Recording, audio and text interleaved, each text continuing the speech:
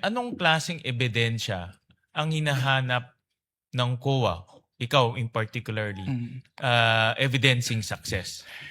Since yung circular naman po ay walang binanggit na particular evidence, ang tinitingnan na lang po namin sa mga sinasubmit ay yung causal link between the successful information gathering or surveillance activities and the information given by the informer. Can you give an example kung paano ginagawa niya ng ibang agencies? Opo. Nagsasubmit po sila ng certification po, Your Honor. Give me an example lang. No? Ano yung causal link? Anong example ang binibigay ng ibang agencies? Nakalagay po doon kung ano yung naging successful surveillance or information gathering nila at kung yun ba ay dahil naging resulta nung information na binigay nung informant po. So, ganun. May nagbigay sila ng reward or nagbigay ng pera para sa informant at mayroong success. Ganun kasimple.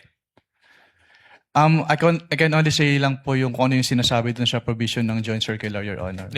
I'm referring to the other agencies because I want to understand bakit hindi sila, allegedly, bakit hindi sila nakasubmit. Anong ginagawa ng ibang agencies na audit mo?